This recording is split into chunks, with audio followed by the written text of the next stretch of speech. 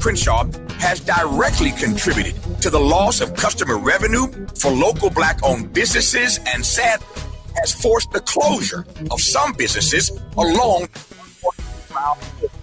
For years now, churches have been experiencing decreased attendance due to the elimination of parking, and social service programs for vulnerable fellow citizens have been altogether halted. For years now, residents have watched their quality of life erode, and nothing has been done about it. If they think they can get away with treating Black folk like second-class citizens, they better think again. You better think about what you're trying to do to me. This town hall meeting is a reckoning, a public witness, an opportunity for impacted community members to share their experiences for the public record as we prepare to hold those responsible accountable for this enduring nightmare. So please join us Thursday, July 30th, 6:30 p.m. at Bethesda Temple Church, 4909 Crenshaw Boulevard. This town hall meeting is free and open to the public, but registration is required at KBLA1580.com. With a KBLA Talk 1580 editorial, I'm Tavis Smiley, And as always, we welcome your feedback.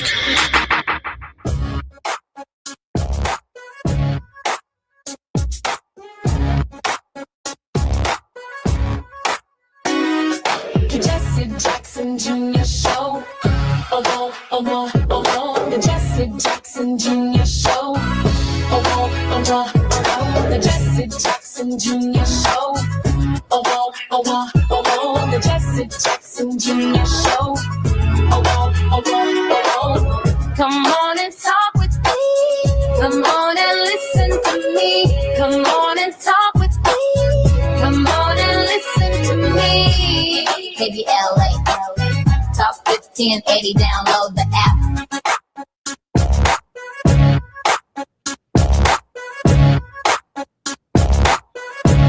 It's Wealthy Wednesdays on the Jesse Jackson Jr. Show. I'm Jesse Jackson Jr. Welcome forward to the Jesse Jackson Jr. Show on KBLA Talk 1580.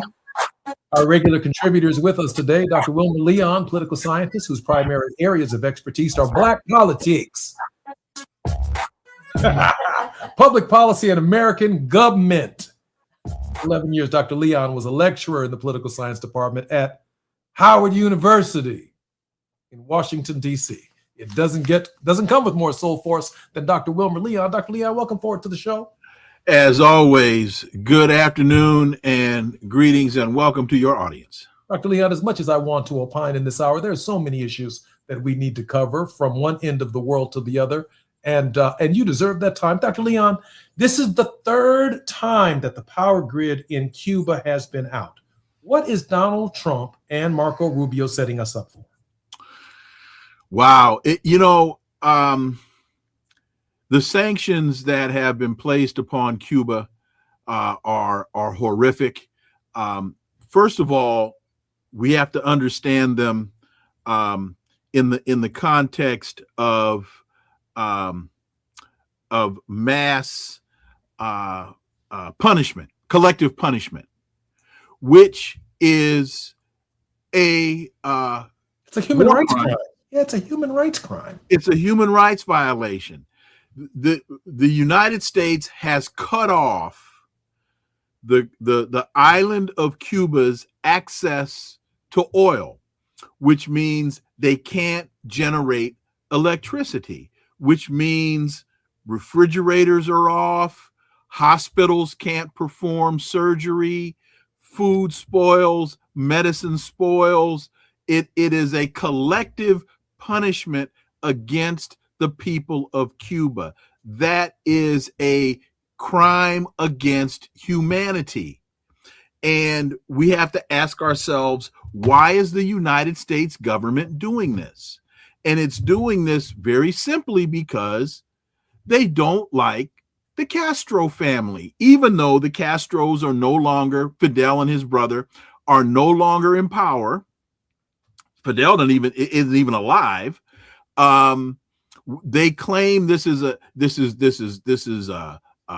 communist government, and with all of that chatter, all of that rhetoric, they need to let it go. They need to understand that Cuba is a sovereign nation and allow the people of Cuba to determine the politics of their own country. Dr. Leon, let me ask you this question. We have about 2 minutes before we come forward, so it's going to be fairly quick. What would it mean if the power to your refrigerator and the power to your freezer was shut down? Well, actually, I just had that problem last week and had to throw out a whole bunch of food. But what it means is eating becomes incredibly more challenging. If you have medications that need to be refrigerated, your medication spoils. And that means not only in my house, but it means at the pharmacy down the street. They cannot keep medication cold. It means that the hospital in my village or in my area can't perform surgery. It means very simply, people suffer, people die. And you have to ask yourself, why? And it does mean that everyone has to leave their home in real time to get fresh meat, to get fresh fish, to get fresh produce. It means There is a scramble. Everybody in the neighborhood is fighting for fresh protein. And there's no other way to even imagine it. And it means that the elderly and those that are medically challenged can't get into air-conditioned facilities and stay cool. Imagine Los Angeles. Imagine on the 10, on the 110, the 118, the 5, and the 101, if you were rushing home from work and your freezer was out, and so was your refrigerator. The challenges would be nothing short of extraordinary. I'm Jesse Jackson Jr. You're listening to the Jesse Jackson Jr. Show on KBLA Talk 1580. More when we come forward with Dr. Wilmer Leon in just a moment. It's afternoon drive time with Jesse Jackson Jr. Only on KBLA Talk 1580.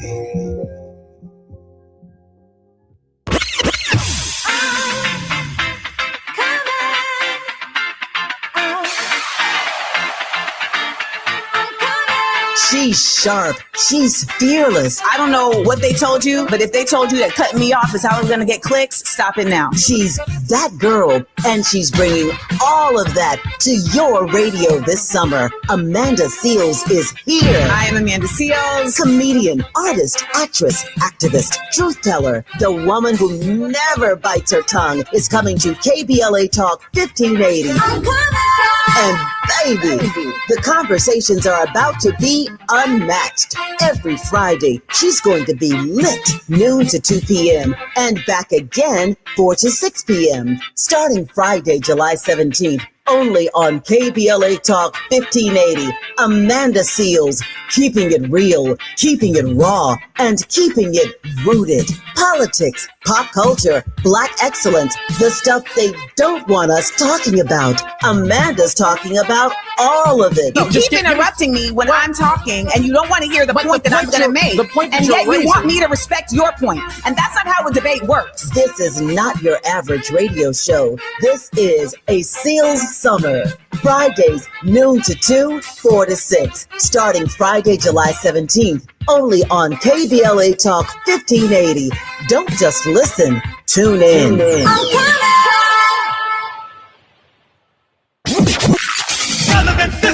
You have something to say, and we want to hear it. KBLA Talk 1580 is engagement radio, not outrage radio. A place where your hopes, your frustrations, and your ideas are welcome 24 hours a day, 7 days a week. Real talk, real people, real Los Angeles. KBLA Talk 1580, the station that sounds like the city looks. Tune in on your AM radio dial at 1580. Download our free KBLA 1580 app or listen live on our website at KBLA1580.com. Unapologetically progressive. I love a girls' weekend, but my moderate to severe plaque psoriasis can sometimes take me out of the moment. Now I'm all in with clearer skin, thanks to Skyrizi, Risankizumab Riza, a prescription-only injection for adults who are candidates for systemic or phototherapy. You can usually find me in the kitchen, but my active psoriatic arthritis can limit me at times. Now I'm still in the mix with Skyrizi to treat my joint symptoms. With Skyrizi, most people with plaque psoriasis saw 90% clearer skin when measured from head to toe at 4 months. Or if you're an adult with active psoriatic arthritis, Skyrizi helps you move with less joint pain, stiffness, swelling, and fatigue. Don't use if allergic to Skyrizi. Serious allergic reactions, increased infections, or lower ability to fight them may occur. Before treatment, get checked for infections and tuberculosis. Tell your doctor about any flu-like symptoms or vaccines. There's nothing like clearer skin. There's nothing like better movement, and that means everything. Ask your doctor about Skyrizi. Visit Skyrizi.com or call 1-866-SKYRIZI to learn more. Now back to more of Jesse Jackson Jr. on KBLA Talk 1580. The Jesse Jackson Jr. Show. The Jesse Jackson Jr. Show. The Jesse Jackson Jr. Show. The Jesse Jackson Jr. Show. King Quality drops the beat. Come on and talk with me. Come on and listen to me. Come on and talk with me. Come on and listen to me. KBLA Talk 1580. I'm Jesse Jackson Jr. Welcome forward to the Jesse Jackson Jr. Show on KBLA Talk 1580. Hey, check this out. Every now and again, Someone has to hit you in your head. And when they hit you in your head, you either concuss or you wake up to a new idea. And in the world of politics, it's okay to get hit in the head with another perspective.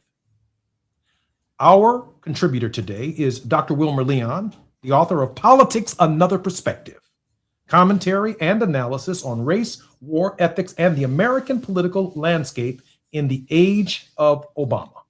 It's okay to get hit in the head and look at politics from another perspective. And that's what we get from Dr. Wilmer Leon right here on the Jesse Jackson Jr. Show on KBLA Talk 1580. And even as we sit here and speak, I am getting a text message.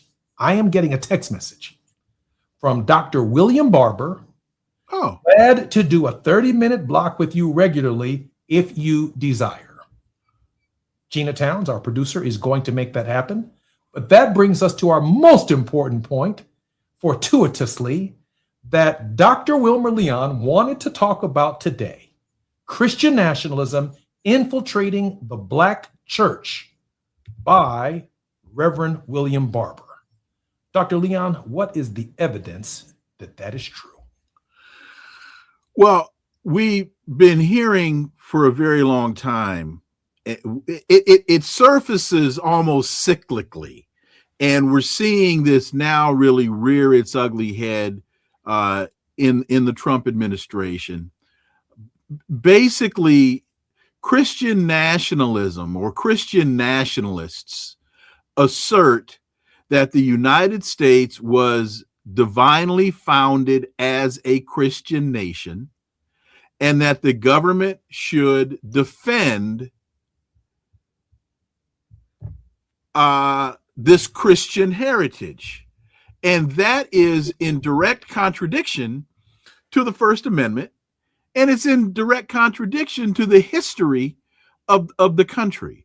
But you see Donald Trump playing to the Christian, the late Jerry Falwells of the world, the Ralph Reeds of the world, those that are trying to interject a Christian ethos into our education system by demanding that the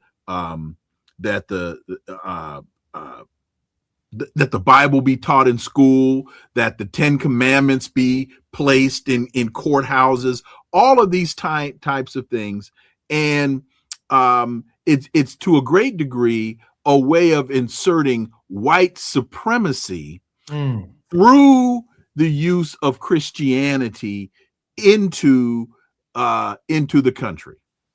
Dr. Leon, I want to hit, since you brought this article to my attention, I want to hit all of the Christians in the head, another perspective, which is what you introduced by introducing this article into the show today. And that is this: if you go to church on Sunday morning to clap, to sing, to shout, to dance, and to praise, and at the end of a sermon, you've done all of that, and you have not discussed social justice, the freedom and liberation of your community, the freedom and liberation of someone else over the course of that service or over the course of that sermon, you have in effect been inculcated with non-liberation white Christian theology. That's really the thesis that Dr. Barber is positing in this piece that you sent me. And he's absolutely right. Reverend Cone, James Cone, in the book The Cross or the Lynching Tree, I believe, talks about the fact that the Christian gospel is essentially a message of freedom. Jesus of Nazareth, the Jesus of history, was a freedom fighter. And Reverend Cone also tells us that if your theology is not grounded in the liberation of your people, you're wasting your time.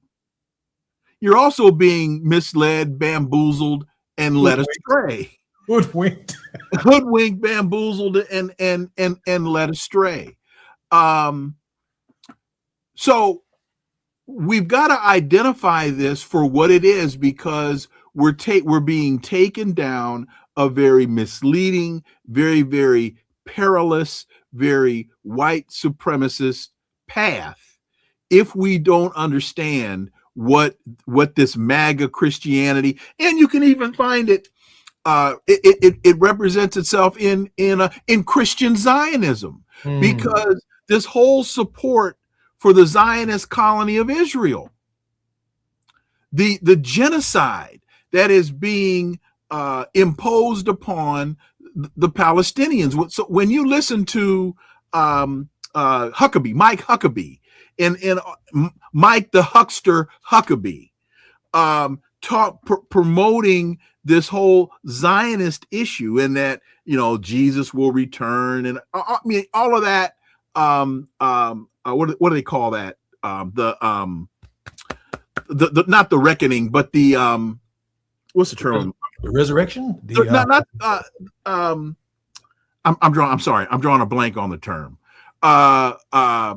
But you know, the end of times, the end of the world, and that we're now in the midst of it. Apocalypse or exactly. All of that as a way of supporting the Zionist colony of Israel.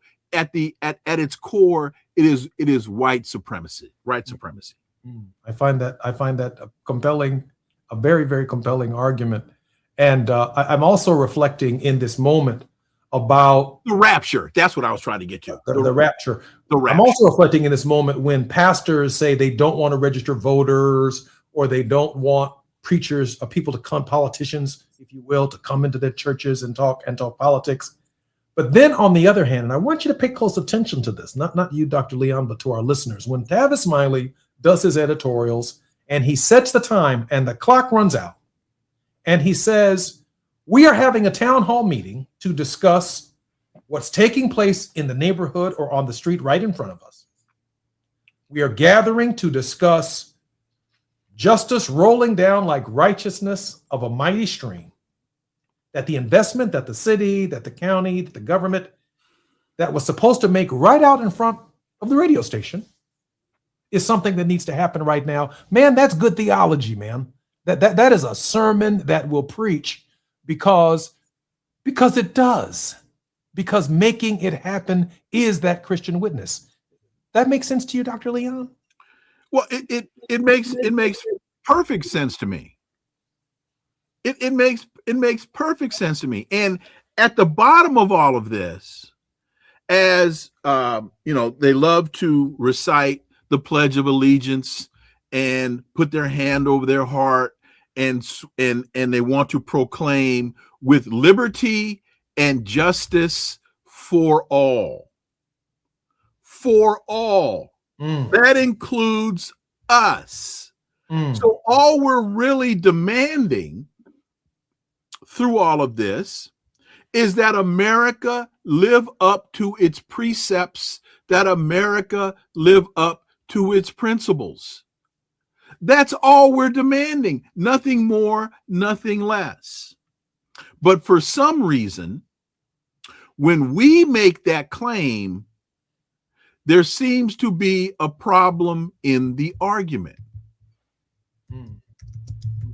Dr. Leon, there's a, let me pivot for a moment because we have about 4 minutes before, about 6 minutes before we come forward.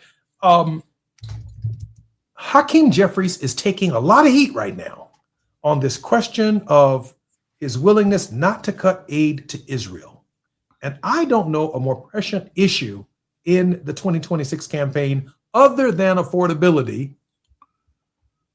This issue right here in the Democratic primaries has really fueled Bernie Sanders, AOC, Mamdani, and the entire Democratic Socialist of America coalition on where the Democratic Party is on the genocide that's taking place in the Gaza.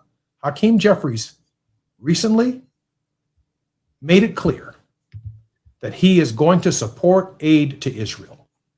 What are the consequences of that decision in the midterm elections? Well, it could prove to be quite dire because he's being now publicly exposed for being on the wrong side of this issue. And when you equate the amount of money that AIPAC has contributed to Hakeem Jeffries, Code Pink puts the number at $1.5 million that he's received from AIPAC. Then one has to ask the question, has his support for genocide in the Zionist colony of Israel been bought and paid for by AIPAC? And now Jeffries is telling the Democratic caucus that they must, quote, run toward the issue of rethinking U.S. support, not run away for Israel, not run away for it, calling the status quo unacceptable, but he's voting for the status quo. What kind of circular, ridiculous, convoluted, nonsensical logic or illogic is that? We have to have a change in the position. We can't support the status quo, but I'm going to vote to continue sending them the $3 billion. That makes no sense, Hakeem Jeffries. Read your own rhetoric. It makes no sense. Dr. Leon, we need you to reconcile something for us with another big hit in the head, if you will. Since the inception of the Republic, there's always been a leader of the House of Representatives, a Speaker of the House. Mm-hmm. For the first time in the history of the United States, so much of our history in this moment, at this hour, is vested in the idea that Hakeem Jeffries could very well be the first African-American speaker in the history of our nation. A lot of factors, a lot of forces come together in this moment. And so some of us, we with Hakeem because we want to see that. We also want to have some input and some say on how the House of Representatives and its agenda unfolds in light of being able to communicate directly with an African-American Speaker of the House of Representatives. And that same speaker, that same leader, in order to build a caucus, to build a majority, has to make some of the compromises that those of us who may be hardliners on other issues may or may not reconcile or understand.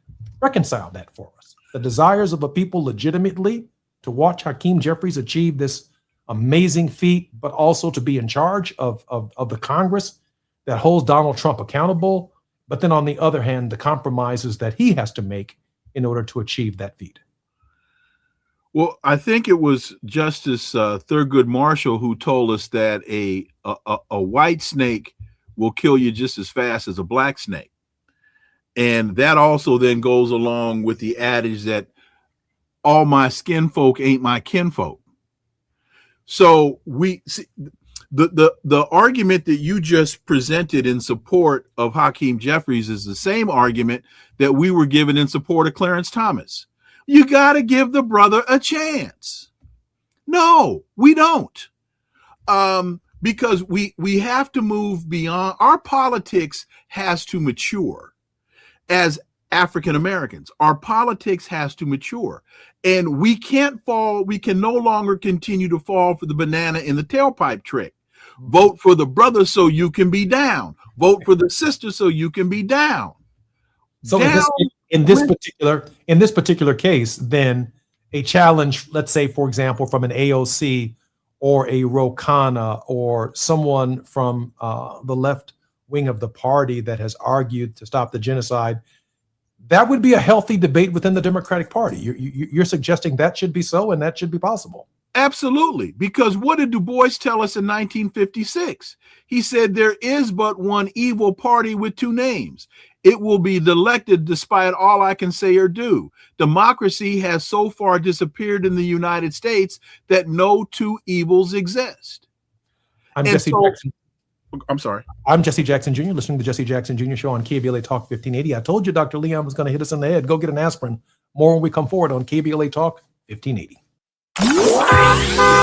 It's Afternoon Drive Time with Jesse Jackson Jr. Only on KBLA Talk 1580.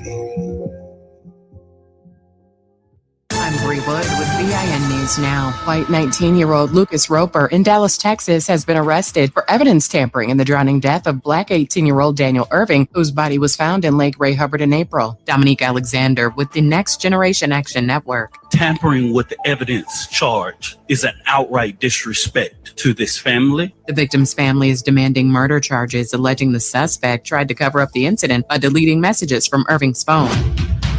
A Black woman from California, 28-year-old Raizana Greenhoward, is facing murder and child abuse charges nearly 8 months after the death of her 2-year-old son in Lancaster. Investigators say the child suffered severe burns, and authorities are still working to determine exactly how he was injured. And Maryland's Black Governor Wes Moore has approved an expansion of Baltimore's Enterprise Zone by 120 acres. State officials say the move is designed to spur economic growth. Get BIN News Now on demand 24/7 on the iHeartRadio app. Now at Big O, get happy with our Healthy Car Special. Includes a full synthetic oil change, 4-tire rotation, alignment check, brake, battery, and windshield wiper check. Plus, fluids topped off, all for only $59.99. Healthy car, happy life. Now at your local Big O Tires. Is this the time? This is the KBLA Sports Minute with Ray Richardson. The Dodgers begin the second half of the season Friday night in New York against the Yankees. The 3-game series with the Yankees is part of a 9-game road trip for the Dodgers on the East Coast. The road trip will be a good test for the Dodgers to maintain their stature as Major League Baseball's best team. Spain is in the World Cup championship match after their 2-0 win over France in the semifinals. Spain will meet the winner of today's semifinal between England and Argentina. The World Cup final is Sunday in East Rutherford, New Jersey. The WNBA would prefer folks not to talk about this, but I'm going to mention it anyway. 65% of WNBA players are African American, but none of the 15 teams in the WNBA have an African American woman as their head coach. 7 of the head coaches are white women, 8 are men. The WNBA needs to work on this issue. No debates, no speculation, just the info you need. That's your KBLA Sports Minute. I'm Ray Richardson on KBLA Talk 1580. You can't fix what you won't face. And we face it every day. This is KBLA Talk 1580.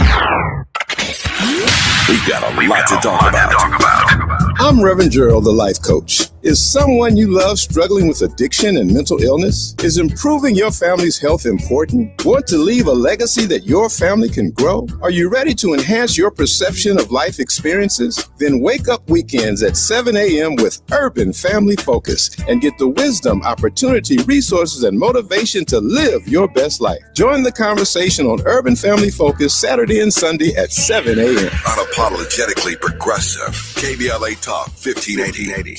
We've got your black. Ready to order? Yes. We're earning unlimited 3% cash back on dining and entertainment with the Capital One Saver Card. So let's just get one of everything. Everything? Fire everything. The Capital One Saver Card is at table 27 and they're earning unlimited 3% cash back. Yes, Chef! This is so nice. Had a feeling you'd want 3% cash back on dessert. Ooh, tiramisu. Earn unlimited 3% cash back on dining and entertainment with the Capital One Saver Card. Capital One, what's in your wallet? Terms apply. See CapitalOne.com for details. Oh no! Straight a roof down. Oh no, we have time. Please, God, save us. Save our house. Please, God, please. At KBLA Talk 1580, we haven't forgotten what happened Tuesday, January 7th, 2025. The trauma, processing the loss of our home. How do we address the compounding effect of the fire now more than 18 months later? I noticed one of my 3 children engaged in self-harm who hasn't been able to articulate the challenges that they've had since the fire. And 4 out of the 5 folks in our household are in therapy. 1 is not. And the one that's not is the one who I noticed with some marks on their person. This isn't okay. You need to talk to someone. Black historical memory keeps alive the stories and struggles of everyday people and communities. Black historical memory preserves truths that others attempt to erase, minimize, or distort. Black historical memory prevents history from repeating its worst chapters. At KBLA Talk 1580, we will never forget. Tune into Conversation Live, Altadena Rising with James Farr, weekends on KBLA Talk 1580.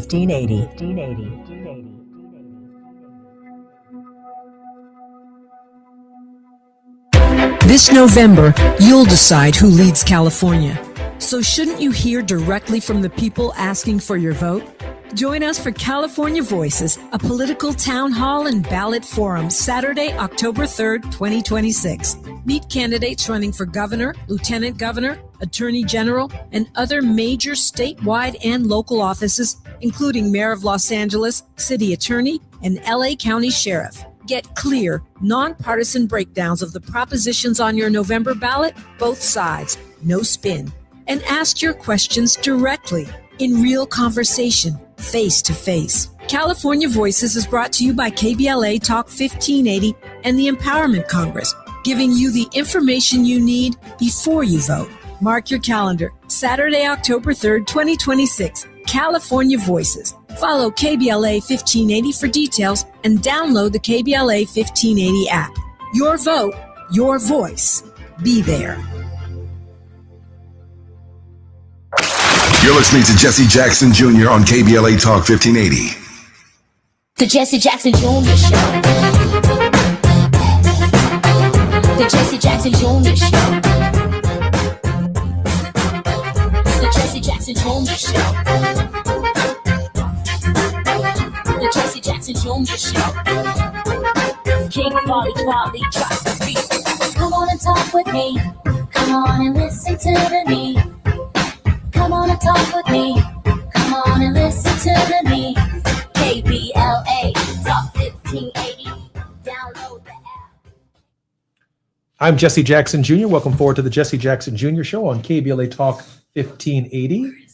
Dr. Wilmer Leon is the host and producer of the nationally broadcast radio show Inside the Issues with Wilmer Leon on Sirius XM Satellite Radio Channel 126. Dr. Leon, welcome forward to the show. Good afternoon, and thank you very much for the invite. Greatly appreciated. Dr. Leon, how can we support your work? Go to wilmerleon.com. You can find out everything you need there at the website. We'll just keep it simple. Just you can communicate with me there, and tune in Saturdays from 11 to 2 p.m. Eastern on Sirius XM 126 Urban View for Inside the Issues with Wilmer Leon. You can support me there. Dr. Leon, a federal appeals court in Louisiana ended a decades-old desegregation order in the state of Louisiana. Now, I'm from Chicago, in the state of Illinois. I'm spending the next month and a half in Georgia. You're, I assume, in Maryland. But the impact of a case that ends a desegregation order in Louisiana has national implications on the question decided in 1954, Brown versus the Board of Education. Obviously, Dr. Leon, it's on the docket.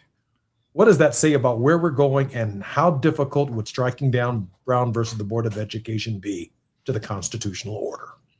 I think it would be incredibly detrimentally impactful, especially when you tie it along with the undoing of the Voting Rights Act. A number of the elements that have enabled people of color, particularly African Americans in this country, to develop some semblance, some level of equality in this country come through two major elements. One, through the vote, access to the franchise, the ability to express oneself politically and have that expression represented or manifesting itself through those that you elect to represent you. And the other element that has proven historically to assist African Americans in achieving some semblance of equality in this country is education. The one thing that my parents beat into me, literally and figuratively: you are not going to be a disruption to the learning process. You are not going to be the one to distract others in the classroom, and you will get your education, because that's what enables and has enabled us to level this playing field. And so that it's no surprise that both the Voting Rights Act and the Brown decision have been in the crosshairs of the Trump administration and those that subscribe to that racist mindset. My father once told me that there's no such thing as a narrow Supreme Court decision. No matter how tight the vote is, 5-4, 6-3, 7-2, there is no such thing as a narrow Supreme Court decision. And while the facts of Brown versus the Board of Education may center around access to education and the desegregation of schools, the principle and the holding of Brown versus the Board of Education is that the doctrine of separate and unequal is unconstitutional. When you strike down Brown versus the Board of Education, even with a fact pattern on desegregation, you also strike down the principle of separate and unequal. And that has consequences for Americans with disabilities, access to sidewalks and elevators and stairs and getting onto public transportation and accommodations. It has access for the LGBTQ community. It has implications for women. It has implications for people who are too tall and people who are too short. Its consequences are far-reaching beyond just the cases of education. Dr. Leon, Dad wasn't wrong, was he? Not at all. Not at all. And that is a huge part of what gets lost here. And it's also important to realize that one of the big issues with integrating schools has to do with the broader aspect of how are school districts created, and they're based or what is the one thing that has the greatest impact on the makeup of a school or school system, and that's housing patterns. And so part of the big problem that we find ourselves still dealing with in 2026 has to do with housing patterns. First of all, where people choose to buy homes, and then secondly, where they are allowed to buy homes, because we know that racism in housing, redlining, it may not be as blatant as it once was, but it is still alive and well and living in America. And so until we're able to address or eradicate the racism in housing patterns, you're still going to need government oversight to ensure that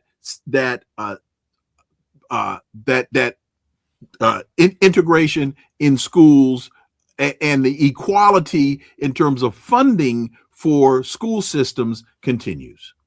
Dr. Leon, today when you buy a home, you buy a school district also, don't you?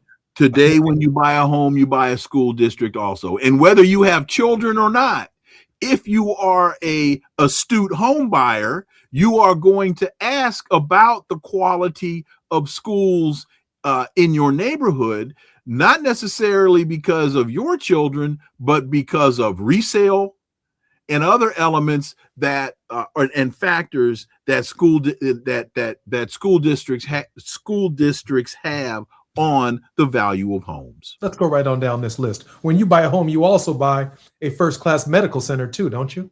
You hope you can. You hope you can, and you're hoping for grocery stores. You're hoping for school system. You're hoping for fire department, police response. There are a number of things that you are buying into when you buy a home. And so when you strike down the idea that the school district next to you will have a multicultural education where they will teach you Latin and Greek and French and the English language, when they teach you Spanish, when they teach you various courses and subject matters, when you suddenly find out, because the population of students at the school are not diverse and the quality of education at the school is not equal to the quality of education at some school district in some other place, it imperils not just the neighborhood and not just the housing stock, but the entire community, correct? And the value of your home. Absolutely. And the value the return on your investment because the home for most Americans is the largest investment that they're going to make. And the appreciation on that investment or of that investment is what enables, it impacts the creation of wealth. It impacts the intergenerational transference of wealth. There are a number of things that impact the value that value of that home impacts. So Brown versus the Board of Education, therefore, is not just about the integration of colors of children in schools. It is about the complete integration of a community, its economic value, its economic resources, the quality of life, the quality of policing, the quality of groceries, the quality of banking, you name it. All of it's at stake in Brown versus the Board of Education. I'm Jesse Jackson Jr. You're listening to the Jesse Jackson Jr. Show. Dr. Wilmer Leon. More when we come forward right here at KBLA Talk 1580.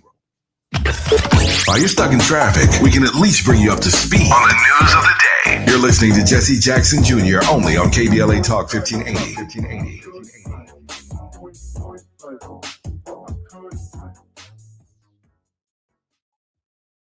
Listen up, KBLA delegation. We have something you need to hear. Right now, you may qualify for low-cost home internet. And we're not talking about a catch.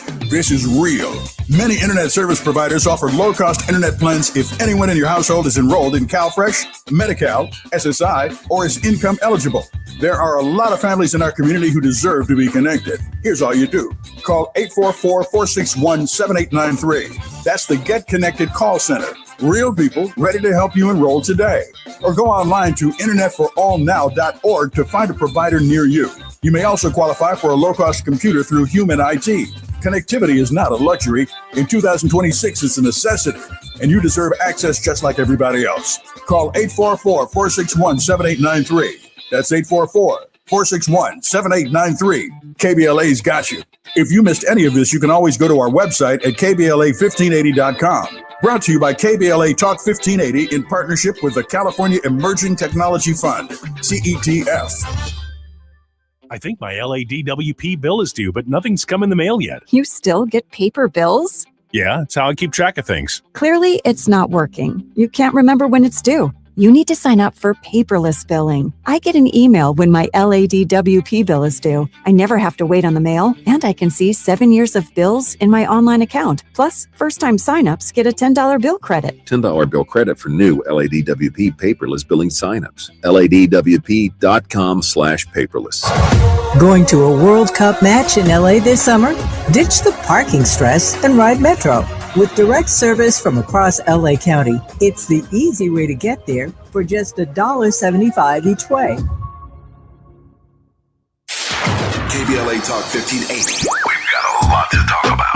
KBLA Talk 1580, connecting you with services and solutions. The Michael's Daughter Foundation is dedicated to inspiring youth and resilience through storytelling, arts, filmmaking, and enrichment programs for youth and families in under-resourced communities and system-impacted individuals. The Michael's Daughter Foundation is a 501c3 nonprofit providing free and low-cost arts programs to youth and families from under-resourced communities, both system-impacted youth and those affected by the incarceration of a loved one. 1 in 43 children in America have a parent incarcerated. 70% of those children are expected to end up in prison. Through filmmaking, animation, theater, and writing, they help young people express themselves, build confidence, and imagine new possibilities. Beyond the arts, they offer financial literacy workshops, emergency support, and scholarships. Because thriving takes more than talent, it takes access. To learn more about the impact of Michael Daughters Foundation and how you can be a part of the movement, please visit their website, michaelsdaughterfoundation.com. This is a community call to action from KBLA Talk 1580. KBLA Talk 1580. We've got a lot to talk about. Tired of being locked out of job opportunities and shut down by systemic racism? KBLA Talk 1580 stands with you in fighting for the rights of black workers, and we don't black down. The Los Angeles Black Workers Center is a dynamic alliance of workers, organized labor, community-based organizations, clergy, students, and scholars working collectively to improve the position of the black working class. The LA Black Workers Center takes a comprehensive approach to addressing the black jobs crisis. Their programs promote access to quality jobs, racial equity in hiring and retention, discrimination-free job sites, schools, and they prepare Black workers for employment in high-wage career track jobs. The LA Black Worker Center supports workers who need help protecting their rights on the job. They give workers access to quality jobs and remove systemic barriers to employment. And they are advocating for a fair deal for Black workers in the new Los Angeles City Charter. To sign up for free career readiness training, get involved in organizing, or learn about union apprenticeship programs and trade registries, please visit lablackworkercenter.org. That's lablackworkercenter.org. Together, we can beat the Black jobs crisis and build a more equitable Los Angeles. This is a community call to action from KBLA Talk 1580. Now back to more of Jesse Jackson Jr. on KBLA Talk 1580. The Jesse Jackson Jr. Show. The Jesse Jackson Jr. Show. The Jesse Jackson Jr. Show. The Jesse Jackson Jr. Show. King Volley, drop the beat. Come on and talk with me. Come on and listen to the me. Come on and talk with me. Come on and listen to the me. KBLA Talk 1580. Download the app. I'm Jesse Jackson Jr. Welcome forward to the Jesse Jackson Jr. Show on KBLA Talk 1580. In the next hour, sitting in for Dr. S. Todd Urey will be Dr. Ted Williams, one of our regular contributors on the Jesse Jackson Jr. Show. He's a professor, he's an actor, very opinionated, and has some thoughtful ideas about where this country is and where it's going. But in this hour, I'm honored that Dr. Wilmer Leon is our very special guest on the Jesse Jackson Jr. Show. We are worldwide with Dr. Wilmer Leon. Dr. Leon, is there something else in the world that we are missing in this final segment of our show that we need to turn our attention to? Well, I think we need to really start paying more attention to what's going on in countries like Burkina Faso, and looking at what's happening with the Alliance of Sahel States as they are demonstrating greater success in their de-neocolonial efforts, and we need to really be paying attention to what's going on there. Again, paying attention to what's happening in Cuba as well as Haiti, because the same things that the United States is doing in Cuba, the United States is doing in Haiti. Contrary to the general consensus, the United States is not the leader of the free world. If the world is truly free, it doesn't need a leader. So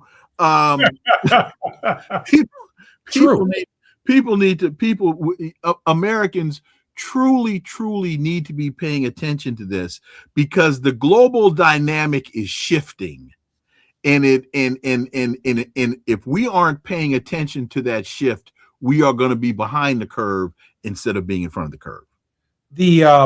The colonial project, since for the last 2,000, 3,000 years, has known more colonization than it has known the idea of freedom. The idea of freedom is, as you correctly stated, Dr. Leon, a relatively new concept, because the history of the world is far more manifest destiny.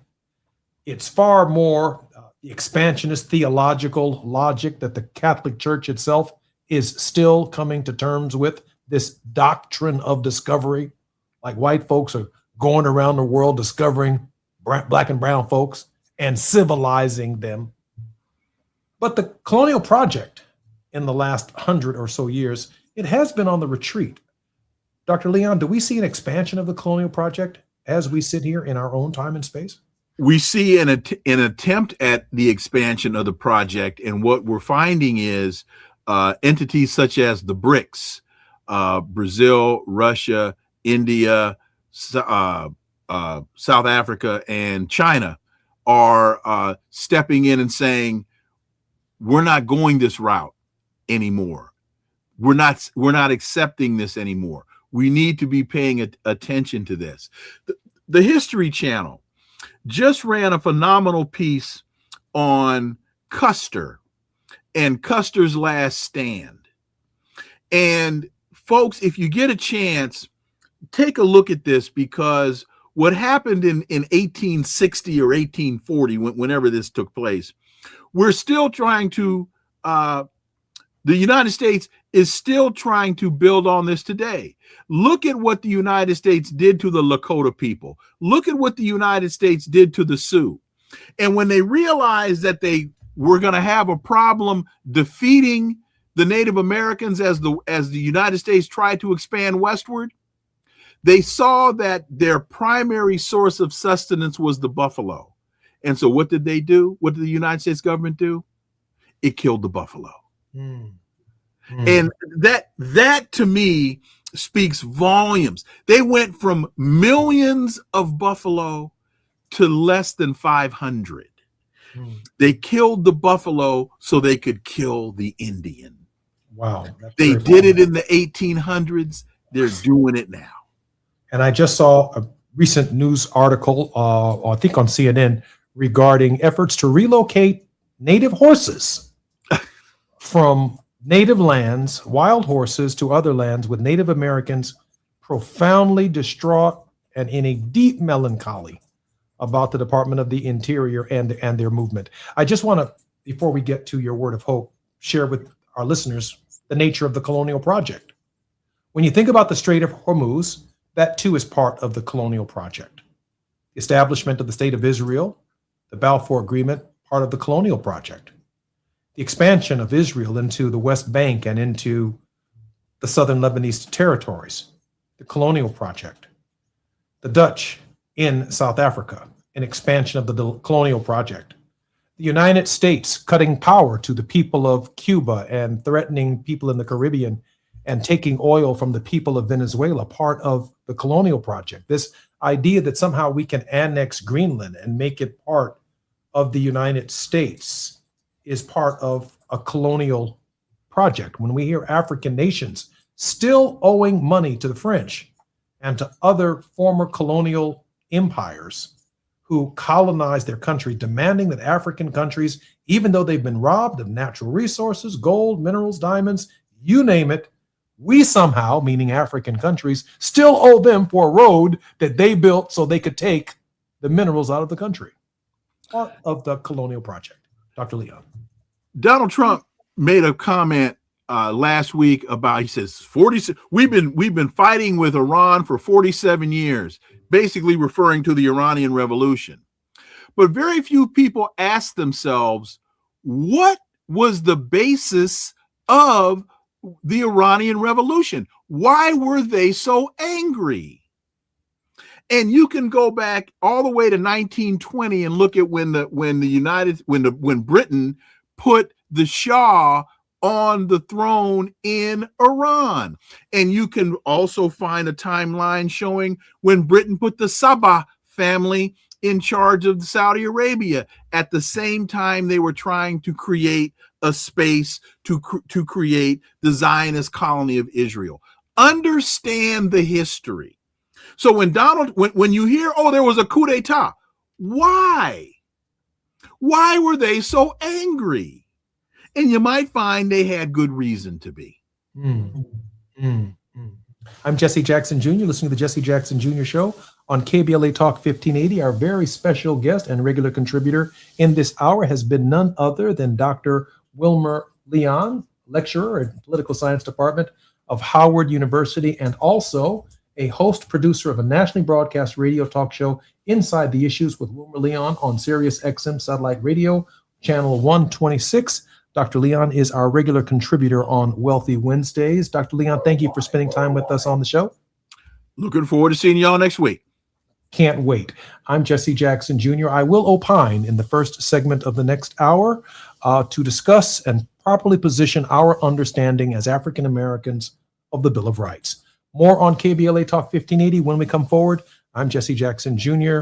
Ted Williams is up next, right here on Wealthy Wednesdays.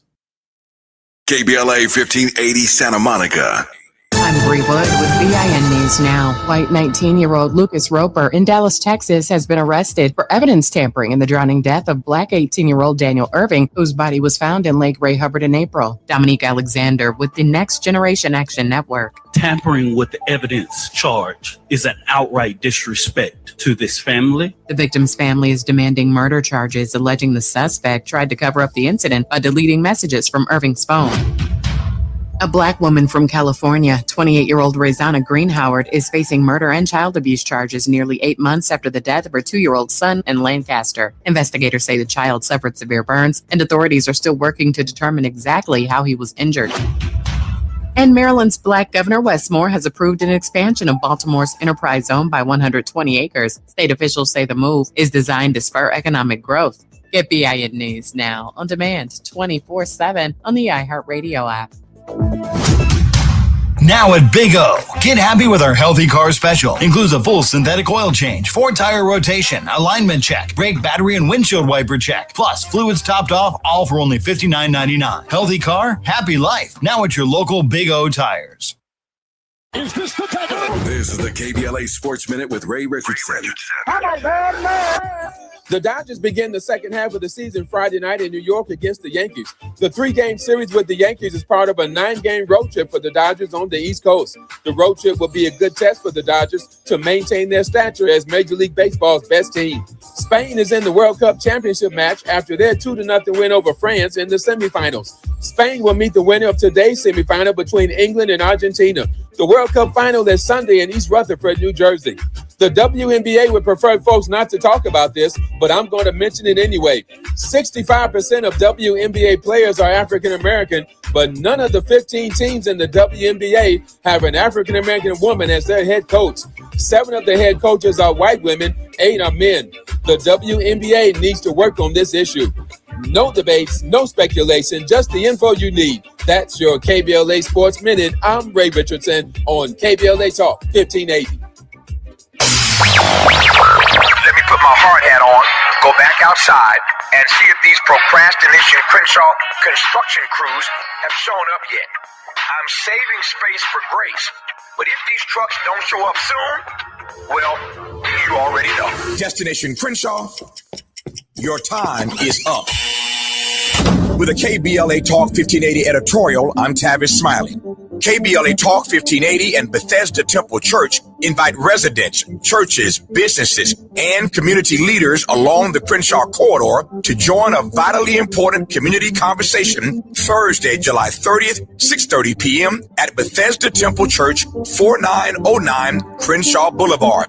For years now, this community has been living with unkept promises and the devastating effects of the unfinished Destination Crenshaw construction project, leaving residents, businesses, and churches to deal with myriad problems, including the loss of parking, restricted access, traffic congestion, and a lack of emergency vehicle access when it matters most. For years now, Procrastination Crenshaw has directly contributed to the loss of customer revenue for local Black-owned businesses and, sadly, has forced the closure of some businesses along this 1.3-mile corridor. For years now, churches have been experiencing decreased attendance due to the elimination of parking, and social service programs for vulnerable fellow citizens have been altogether halted. For years now, residents have watched their quality of life erode, and nothing has been done about it. If they think they can get away with treating Black folk like second-class citizens, they better think again. You better think about what you're trying to do to me. This town hall meeting is a reckoning, a public witness, an opportunity for impacted community members to share their experiences for the public record as we prepare to hold those responsible accountable for this enduring nightmare. So please join us Thursday, July 30th, 6:30 p.m. at Bethesda Temple Church, 4909 Crenshaw Boulevard. This town hall meeting is free and open to the public, but registration is required at KBLA1580.com. With a KBLA Talk 1580 editorial, I'm Tavis Smiley, and as always, we welcome your feedback.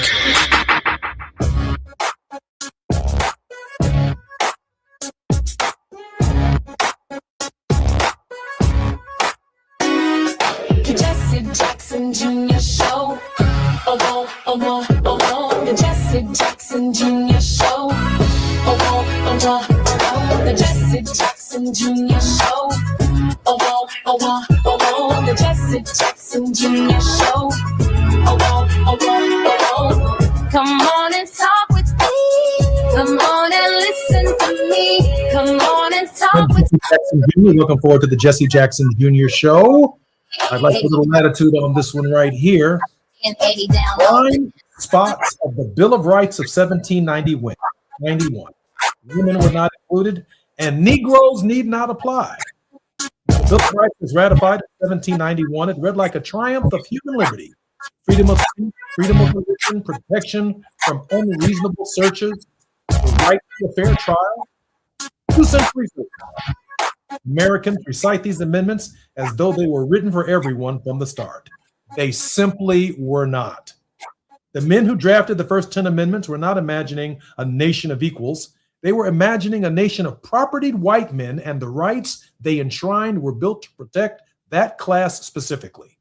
Enslaved Black Americans were at the time 3/5 of a person under the Constitution's own arithmetic, a formula designed not to elevate them, but to inflate the political power of the states that owned them, while denying them any of the liberties being celebrated. Free Black people fared only marginally better, shut out of citizenship, voting, and legal standing in state after state. Women, regardless of race, had no independent legal existence at all under the doctrine of coverture. A wife's property, wages, and legal identity were absorbed into her husband's. The right to bear arms and the right to speedy trial and public trial, the protection against cruel and unusual punishment, these were guarantees among men who already held power, extended to shore up that power and not to share it. This isn't a matter of interpretation or modern projection backward into the past. The historical record is direct.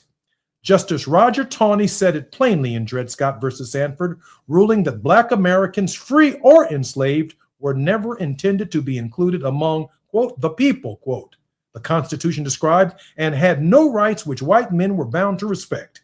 He was not inventing a new reading. He was accurately describing the document as its framers understood it. It took a civil war and the Reconstruction Amendments to even begin correcting the record, and even then the correction was partial, contested, and violently resisted for another century. Women would not secure a constitutional right to vote until 1920, a full 129 years after the Bill of Rights was ratified, and even that amendment did little for Black women in the Jim Crow South, who continued to be turned away from ballot boxes through terror and legal trickery until 1965. None of this means the Bill of Rights was worthless or that the language was permanently fixed to its author's intentions. Words were once written into founding law can grow the men who wrote them. It can outgrow them. This is precisely what happened. Abolitionists, suffragists, civil rights lawyers spent generations doing something remarkable. They took the language built to protect a narrow class of men and forced the nation to actually live up to its universal sounding promises. We the people was never meant to include everyone in 1787, but the phrase was elastic enough and the moral pressure sustained enough and eventually had to. That history matters today because it complicates the comfortable myth that America's founding documents were simply ahead of their time, waiting patiently to be applied evenly. They weren't natural texts slowly discovered to include more people. They were narrow texts that excluded people deliberately and were only widened through relentless political struggle. Abolition, the 14th and the 15th Amendments, the 19th Amendments, the Voting Rights Act, each fought for by people the original document did not consider part of the people at all. Recognizing this isn't an attack on the founding fathers or the framework they built, it's simply honest history.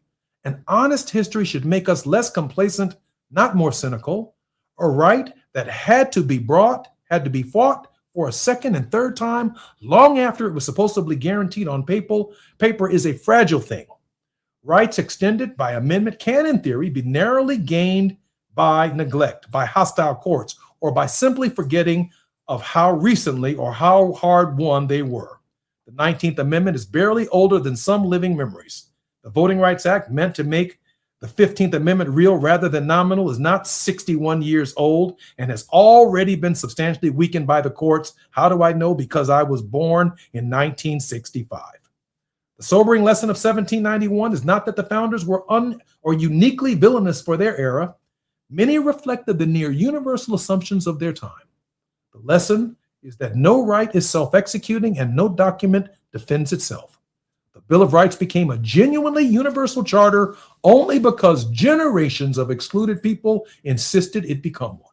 That work was never finished by 1791, and it's not finished now. I'm Jesse Jackson Jr. In this hour, our very special guest will be none other than Dr. Ted Williams, an educator, actor, author who teaches political sciences at the City of Chicago City Colleges. He's a graduate of the University of Chicago, Rutgers University, and Northern Seminary. He's an actor, NBC's Chicago PD, Showtime's The Chi, various films, plays, and commercials for companies including Empire Carpet, Cheerios, and Subway. I'm Jesse Jackson Jr. More on KBLA Talk 1580 with Dr. Ted Williams when we come forward. It's afternoon drive time with Jesse Jackson Jr. Only on KBLA Talk 1580.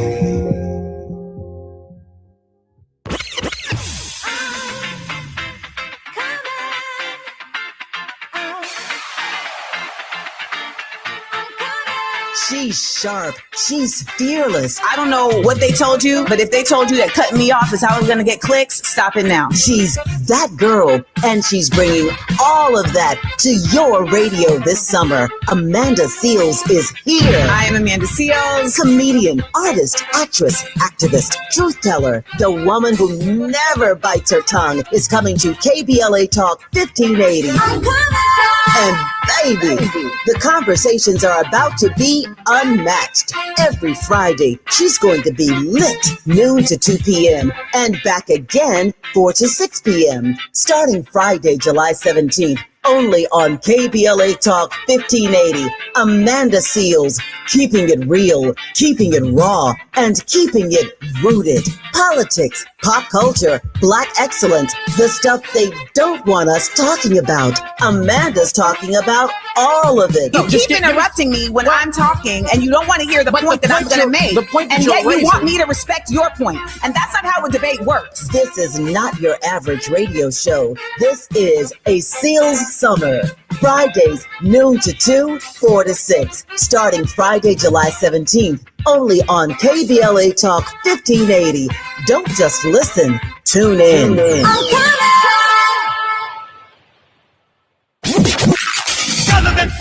There is no denying that we've always been the conscience of this country. KBLA Talk 1580 is progressive talk radio built for our community, by our community, and with hosts who look like you, live near you, and care about what you care about. 50,000 watts of truth right here in Southern California. KBLA Talk 1580. Listen live on your AM radio dial at 1580 or stream us live on our KBLA1580.com website or on our free KBLA 1580 app. Unapologetically progressive.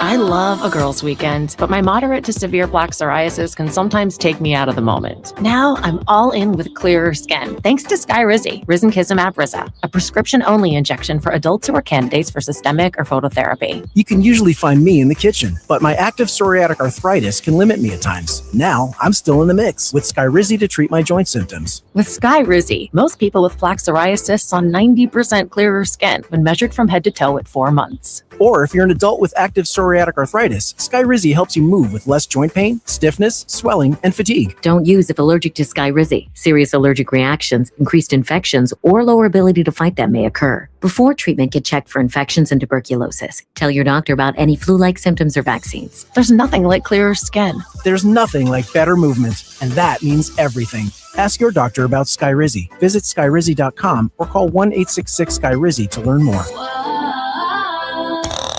Now back to more of Jesse Jackson Jr. on KBLA Talk 1580. The Jesse Jackson Jr. Show. The Jesse Jackson Jr. Show. The Jesse Jackson Jr. Show. The Jesse Jackson Jr. Show. King Quality drops the beat. Come on and talk with me. Come on and listen to me. Come on and talk with me. Come on and listen to me.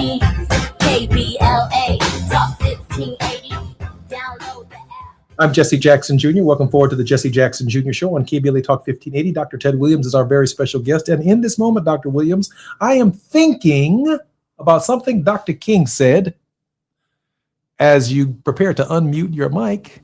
He said, I'm tired of fighting for something that should have been mine at birth. I'm tired.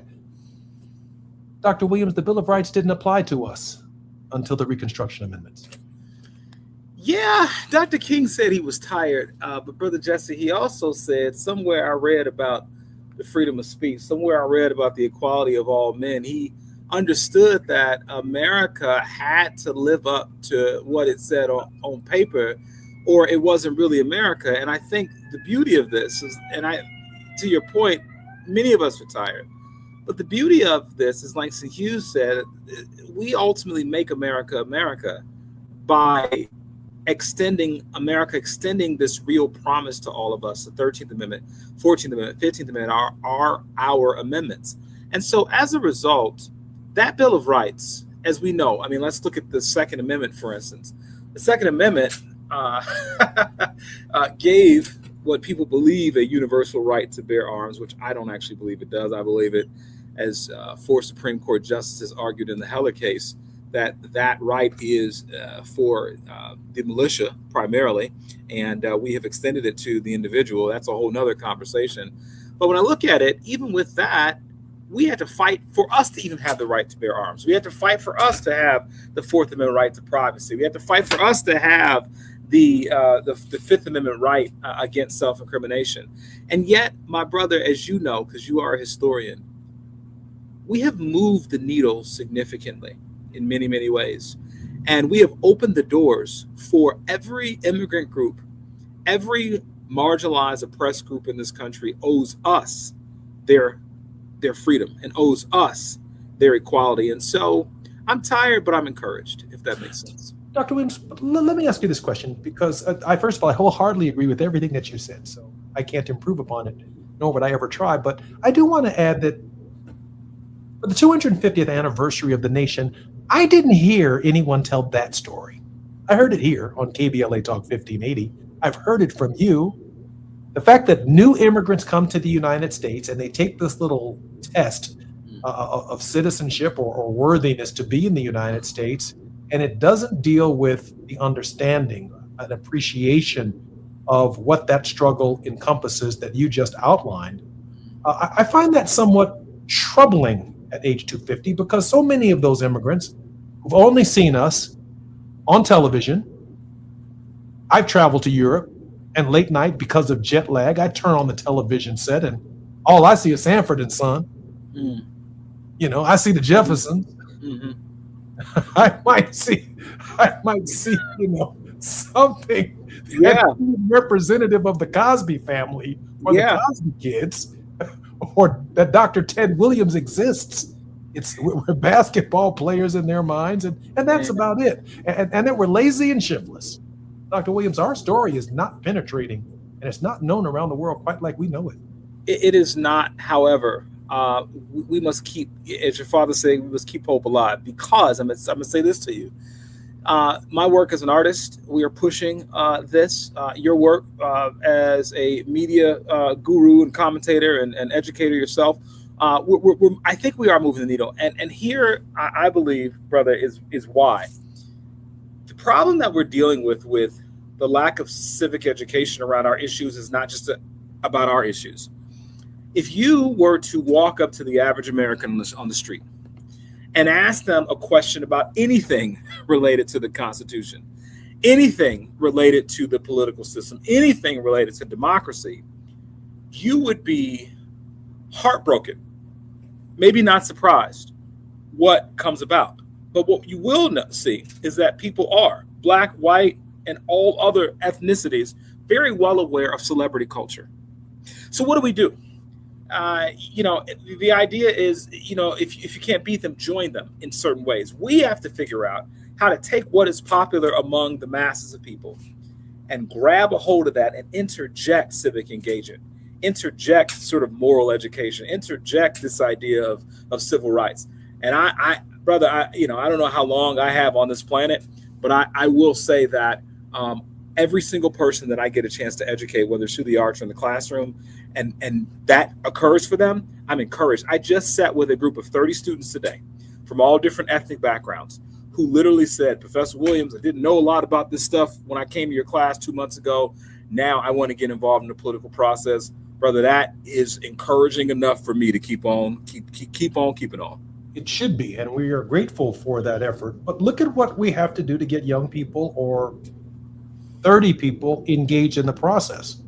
That if Dr. Williams isn't speaking to 30 people specifically about what someone didn't know 2 months ago and the transformation of the individual 2 months later to an engaged citizen, I mean, there's no Democrat that's using their platform quite like Jesse Jackson did to mass educate people on participating in the process.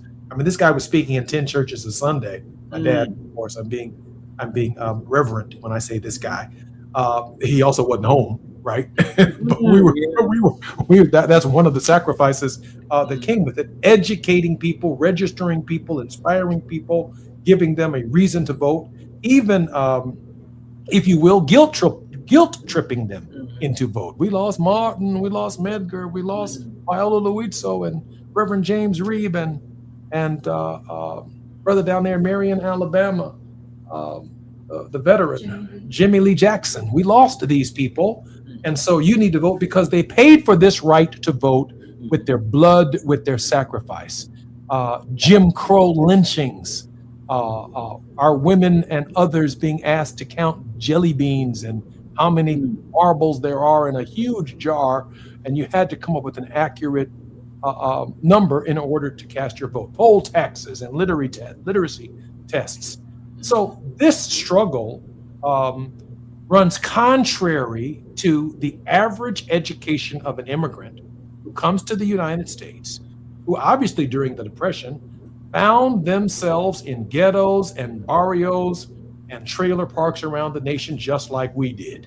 We found ourselves in the same economic boat, but socially and culturally still divided, Dr. Williams, by race. Yeah, and so we, to your point, we have the work that must be done.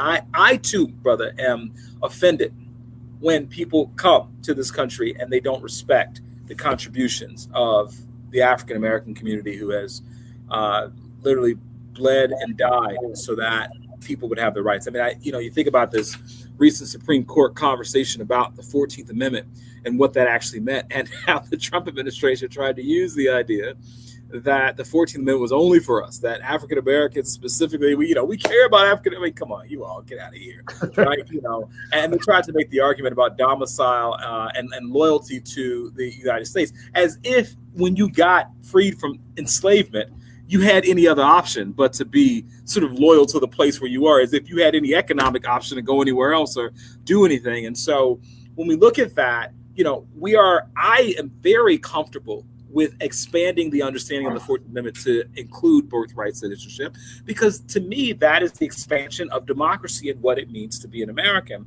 And so to your point, it is very sad that people don't know, but I'm telling you, the pressures of a capitalist system make it so that this kind of civic education is not really germane to many people's everyday existence. And so as we look at not just on the individual level, what I'm doing in the classroom, what you're doing with people, that sort of thing, we look at institutionally what ought to happen, brother. And I believe that civic education ought to be mandatory. I think that we have to look at ways to expand this idea that people must be able to engage. Thomas Jefferson, who I am not a fan of, but he believed that education was about citizenship. He believed in citizen schools, because he realized you can't have a democracy if you don't have an educated populace. And so you and I must continue to not only do the work we're doing, but advocate for public policies that make this not only accessible, but mandatory for all people, or we will not have another 250 years. Dr. Williams, I'd like to make a pivot, and I can make this pivot because I know you can make the pivot with me. Yesterday, our very special guest on the program was Carmen Bolden Day, who lost her son, Jelani Day, under circumstances in downstate Illinois that were tragic. She came to our program yesterday as a witness for the trauma and all that families who lose their children under particularly circumstances where investigations end up going nowhere. To be a witness to the Nolan Wells family out of Mississippi, the young African American who on July 4th went out on a boat ride with some of his friends, and according to Ben Crump and Al Sharpton and others who spent time with that family, all of the evidence is not stacking up, and all of the stories that are being told are not coming together. That too, Dr. Williams, is part of the complicated nature of what it means to be an African American, certainly to be an African American male in the United States. Dr. Williams, your thoughts on Nolan Wells? I am a parent of 2 teenagers and 1 young adult. My children are in predominantly white spaces in their schooling and sports teams and that sort of thing. We are told as middle-class African Americans to get our students into these spaces. And then we realize that these spaces are more dangerous many times than the spaces that we're running from, that we believe that, the spaces that many of us have tried to move past. You preaching that, Doc. You're preaching that. So now where do you go, right? Where do we go as people who are trying to live a middle-class American life with children? Do you want them in the all-white spaces? Do you want them in spaces in our community where they are potentially subject to gun violence and things like that? And so we're really very challenged in this way. We also couple that with the history of this country, and anybody who comments on this particular case and ignores the history of a state like Mississippi, how could you possibly fix your mouth to have a conversation about this if you do not acknowledge the Emmett Tills of the world and all of the other people, all of the other people throughout history who have not only people of African descent, but white folks who have stood up for us and gotten killed in places like Mississippi. Swerner Goodman and Cheney. Exactly. And so I tell you this, brother, lots of people who jump in, and you got even, Nolan's friend, it's not about race. Here's the reality. In this country, almost everything's about race. And so if you understand that in context, we can wait until the facts come out. We can operate in love. I believe that the mother and the father in this case are very level-headed people, a lot more level-headed than I would be in this situation, to be honest with you. And yet we recognize that everything has to be looked at in context. I am very concerned. I grew up in those environments, brother. I went to all white private high schools, country club membership, all that stuff. And I was around a lot of people that did not look like me growing up. And I knew that there were certain times where I felt like I was not protected and I had to protect myself. And so to suggest that in any way, shape, or form that this young man is not connected to that full history is, I think, very irresponsible. I can tell you, I am so encouraged by the people in our community who have stood up, who've tried to say, we're going to get to the bottom of this and we support this family. And that's what we have to continue doing. That's Ben Crump. Kudos to Ben Crump. That's Byron Allen. Kudos to Byron Allen, Colin Kaepernick. Colin Kaepernick, Tyler Perry, all of these folks. Perry. They came to the family's aid, and we have to do that. And it's a shame that we have to do that in 2026, brother, but we do what we have to until we can do what we want. Carmen Bolden brought up the support that comes from the community during these tragedies and how much that alleviated much of the personal suffering. But every single day, it does not get better as a result of what has happened and the unanswered questions that these families have to live with. I'm Jesse Jackson Jr. You're listening to the Jesse Jackson Jr. Show on KBLA Talk 1580. Our very special guest today is lighting it up right here on the Jesse Jackson Jr. Show. Ted Williams, actor, educator, author, teaches political science, and an amazing individual that we are particularly proud of right here at KBLA. Today he's sitting in for Dr. S. Todd Yeary. More on KBLA Talk 1580 when we come forward right here with Ted Williams. It's afternoon drive time with Jesse Jackson Jr. Only on KBLA Talk 1580.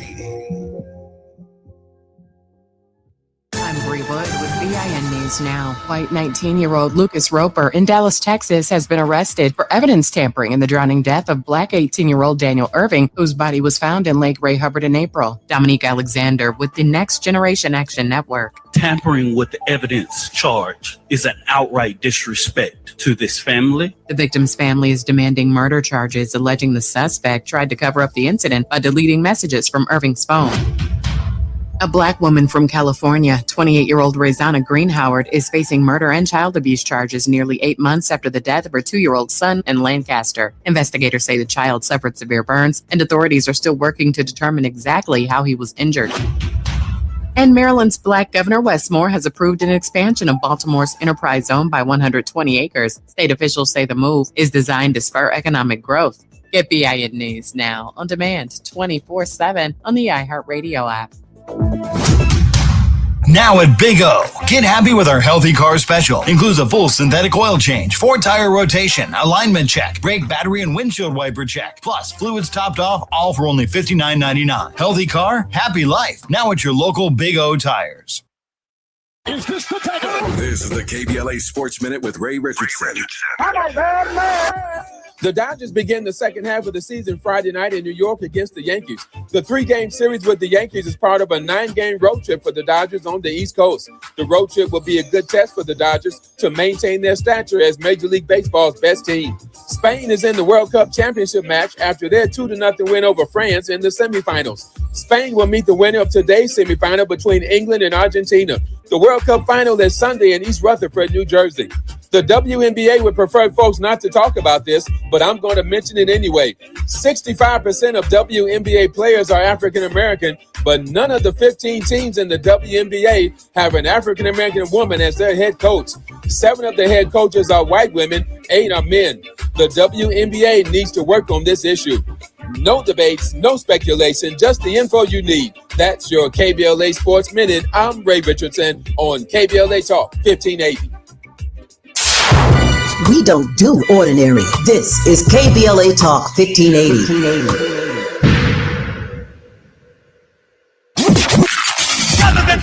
In a world full of noise, one station keeps it real. KBLA Talk 1580, where the conversation goes deeper, the voices sound like yours, and the issues that matter most to our community take center stage. Progressive, powerful, unapologetically us. Whether you're driving through this city or tuning in from your home or office, join the public square. KBLA Talk 1580. Your home for talk that enlightens, encourages, and empowers. Listen live on our free KBLA 1580 app, on our website at KBLA1580.com, or on your radio dial at 1580 AM. Unapologetically progressive. Small businesses are the heart of America. But you don't have to go it alone. As the nation's largest nonprofit resource of expert business mentoring, SCORE has helped millions of entrepreneurs build their businesses for free. Get the connections, education, and guidance you need with SCORE. We're ready to help. Find a mentor today at score.org. I can't believe how spotless my floors look after using the Swiffer Power Mop. No more dragging around a heavy mop and messy bucket. Now I get the same deep clean without all the work. Thanks to the powerful solution and scrubbing pad of the Swiffer Power Mop, dirt and grime don't stand a chance, and I don't break a sweat. Mic drop. Mop drop. Swiffer Power Mop. Swiffer Power Mop. A smarter way to mop. Try it or your money back. Oh no! Straight a roof down! Oh, look at the time! Please, God, save us. Save our house. Please, God, please. At KBLA Talk 1580, we haven't forgotten what happened Tuesday, January 7th, 2025. The trauma, processing the loss of our home. How do we address the compounding effect of the fire now more than 18 months later? I noticed one of my 3 children engaged in self-harm who hasn't been able to articulate the challenges that they've had since the fire. And 4 out of the 5 folks in our household are in therapy. 1 is not. And the one that's not is the one who I noticed with the marks on their person. This isn't okay. You need to talk to someone. Black historical memory keeps alive the stories and struggles of everyday people and communities. Black historical memory preserves truths that others attempt to erase, minimize, or distort. Black historical memory prevents history from repeating its worst chapters. At KBLA Talk 1580, we will never forget. Tune into Conversation Live, Altadena Rising with James Farr, weekends on KBLA Talk 1580. 1580.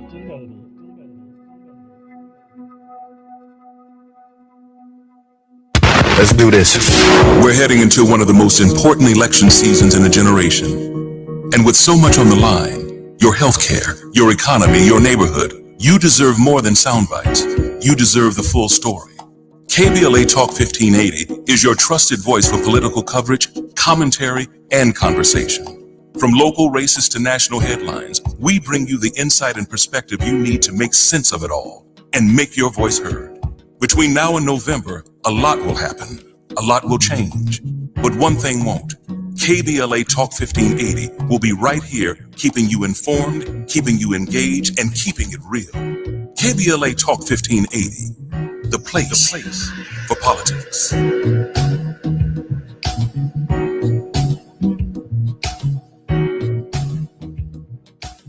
This November, you'll decide who leads California. So shouldn't you hear directly from the people asking for your vote? Join us for California Voices, a political town hall and ballot forum, Saturday, October 3rd, 2026. Meet candidates running for governor, lieutenant governor, attorney general, and other major statewide and local offices, including mayor of Los Angeles, city attorney, and LA County sheriff. Get clear, nonpartisan breakdowns of the propositions on your November ballot, both sides, no spin. And ask your questions directly, in real conversation, face to face. California Voices is brought to you by KBLA Talk 1580 and the Empowerment Congress, giving you the information you need before you vote. Mark your calendar, Saturday, October 3rd, 2026, California Voices. Follow KBLA 1580 for details and download the KBLA 1580 app. Your vote, your voice. Be there. You're listening to Jesse Jackson Jr. on KBLA Talk 1580. The Jesse Jackson Jr. Show. The Jesse Jackson Jr. Show. The Jesse Jackson Jr. Show. The Jesse Jackson Jr. Show. King Quality drops the beat. Come on and talk with me. Come on and listen to me. Come on and talk with me. Come on and listen to me. KBLA Talk 1580. Download the app. I'm Jesse Jackson Jr. Welcome forward to the Jesse Jackson Jr. Show on KBLA Talk 1580.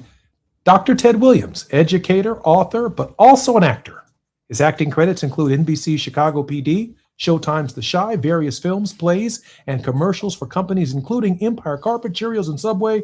Williams is the former host of WYCC PBS's television's The Professors, author of the book The Way Out, Christianity, Politics, and the Future of the African American Community, and creator of the musical theater production 1619, The Journey of a People.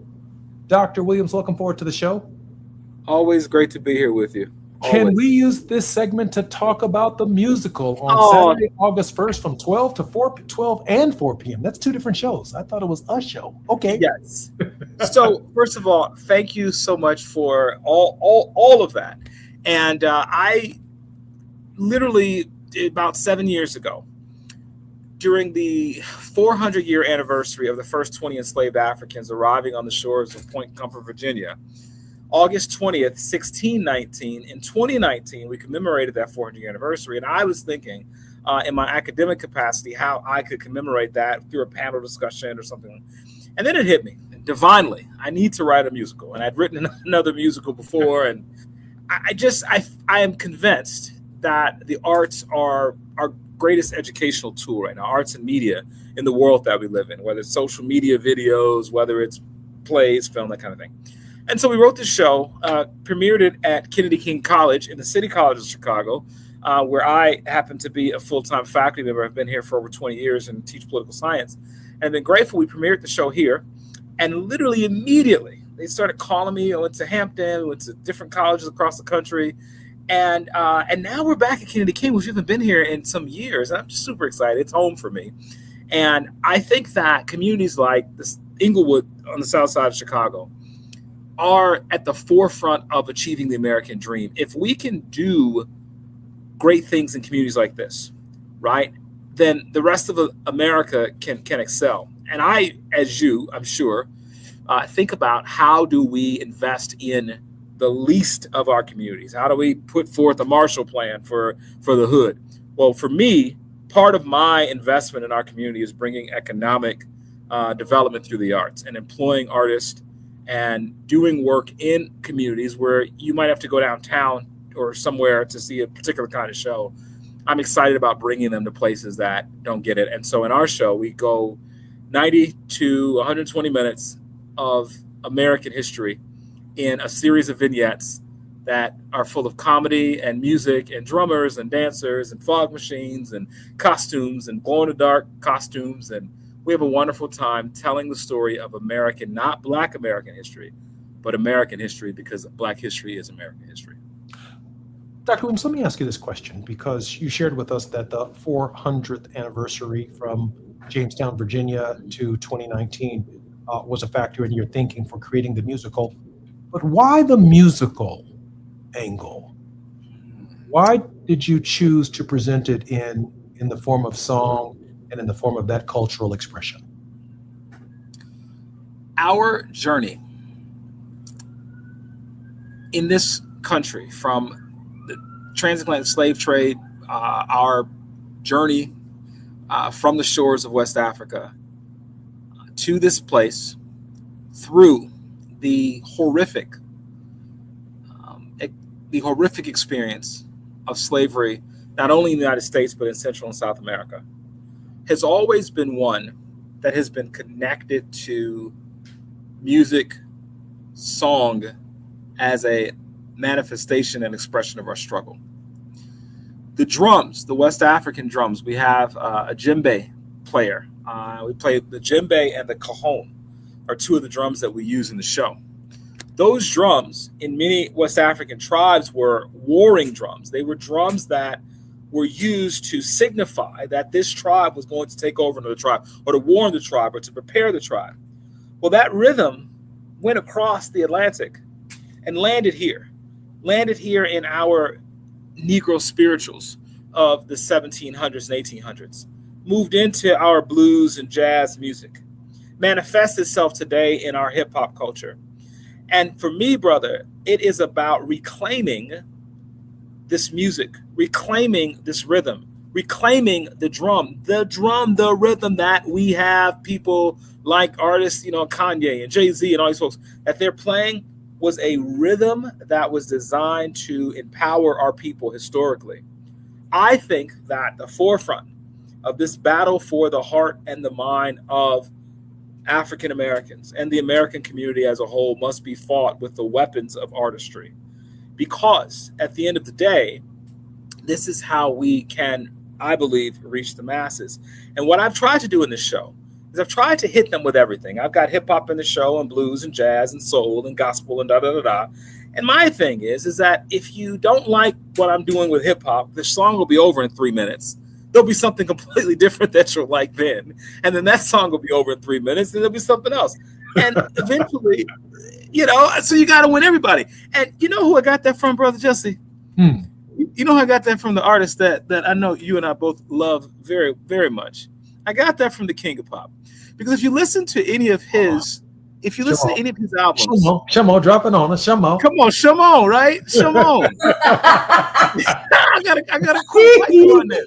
Because Michael will hit you with, if you think about the Bad album and how phenomenal, he hit you with Dirty Diana, and he got a rock song. And then he hit you with Smooth Criminal, which was straight pop, and he's doing all this stuff. And then he hit you with a little bit of soul as he doing Liberian Girl. And he'll bring Van Halen and Jennifer Botten in it. And I mean, talking about the lead guitar. Yeah, it's such a phenomenal formula. There's always something in it. There's something in it for everyone. Yeah. And that to me is how you reach the people. And so we are a visual people. We are a people that respond to the rhythm. And I'm telling you, man, our liberation, if the artists are not a part of it, where are we going? Because here's the flip side.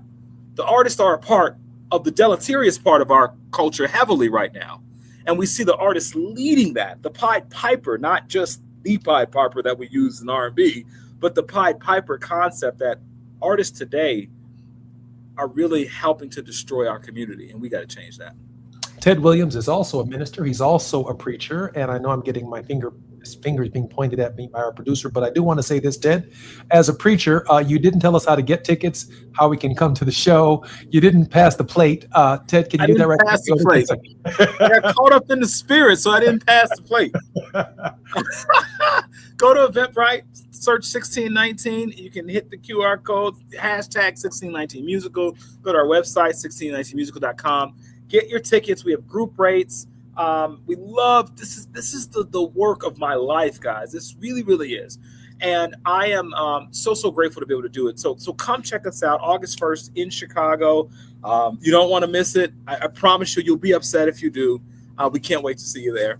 So please make sure you do that. And then come join us for this. I saw the reparations piece, doing a reparations conversation at the NAACP conference in next week, which I think is equally important. I'm Jesse Jackson Jr. More on KBLA Talk 1580 when we come forward.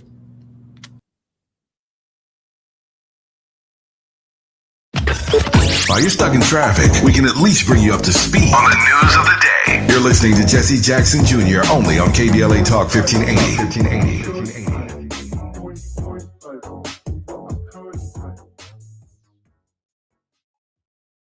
Hi, I'm Chris Holden, former California Assembly member, former mayor of Pasadena, and CEO of LA Fire Justice. I've spent my career fighting for our communities. When I saw Edison celebrating $4.5 billion in profits while Eaton Fire survivors struggle to make ends meet, it made me simultaneously sick and furious. Families and individuals are dealing with financial pressure, insurance delays, costly remediation, and the painful question of how to rebuild their lives, while the utility that caused the fire is paying its executives millions and is more profitable than ever. That's not justice. That's a disgrace. Join the lawsuit with LA Fire Justice to hold Edison accountable. We're here to help you, your family, and our community recover. Visit lafirejustice.com today to learn more about your eligibility and how to start. Advertisement. Douglas Boxer, 221 East Walnut Street, Suite 100, Pasadena, California, 91101 is the attorney responsible for this ad. LA Fire Justice is proud to sponsor Conversation Live, Altadena Rising with James Farr on KBLA Talk 1580. KBLA Talk 1580. We've got a lot to talk about. KBLA Talk 1580, connecting you with services and solutions. At the heart of the Al Wooten Center's mission for good citizenship and academic excellence is a desire to ensure that every student avoids the kind of lifestyle and overcomes the kinds of challenges that led to the murder of Al Wooten Jr. In 1990, founder Myrtle Fay Rumpf opened the center in honor of her son's life. In 2026, they are serving more than 300 students in grades 3 through 12 annually online and on site at their youth center and other sites in the South LA area. The Al Wooten Jr. Youth Center takes a neighborhood approach to the revitalization and empowerment of a community in crisis. The Wooten Center provides free after-school and summer programs to help students in grades 3 through 12 attain grade-level proficiency and promotion, high school graduation, and college and career access and success. The Al Wooten Center focuses on academics, STEM, the arts, and so much more. Join them for an enriching experience that sparks creativity and nurtures young minds. Tap in at WootenCenter.org. That's WootenCenter.org. This is a community call to action from KBLA Talk 1580. KBLA Talk 1580. We've got a lot to talk about. KBLA Talk 1580, connecting you with services and solutions. Created with a share of the 1984 Olympic Games surplus, LA 84 began operations in 1985 as a grant-making and educational foundation. Today, the LA 84 Foundation supports hundreds of nonprofit youth sports organizations throughout Southern California annually, trains coaches, commissions research, convenes conferences, and maintains the world's premier Olympic and sports library collection. They are transforming lives and communities through the power of youth sports. To find out about youth sports programs for yourself or your child, and to get information about the grants and support they offer to schools and nonprofits, or if you want to make a donation, please visit la84.org. That's la84.org. Or you can call them at 323-730-4600. This is a community call to action from KBLA Talk 1580. If you have unfiled taxes or are in debt to the IRS, this is important news. Did you know the IRS has programs specifically designed to help people struggling with tax debt? Powerful tax assistance programs that can save you thousands if you qualify. No one knows these programs better than the experts at Optima Tax Relief, America's most trusted tax resolution firm. A-rated by the Better Business Bureau, their award-winning tax attorneys and licensed professionals have resolved over $3 billion of tax debt for their clients. One call to Optima can start the process, helping to put an end to your worries about wage garnishment, asset seizure, and other aggressive IRS actions. Find the best options to solve your tax problems. Call the experts at Optima Tax Relief today for a free consultation. Call 800-919-9077. 800-919-9077. 800-919-9077. Optima Tax Relief. Some restrictions apply. For complete details, please visit OptimaTaxRelief.com. Now back to more of Jesse Jackson Jr. on KBLA Talk 1580. The Jesse Jackson Jr. Show. The Jesse Jackson Jr. Show. The Jesse Jackson Jr. Show. The Jesse Jackson Jr. Show. King Wally drops the beat. Come on and talk with me. Come on and listen to the me. Come on and talk with me. Come on and listen to the me. KBLA Talk 1580. Download the app.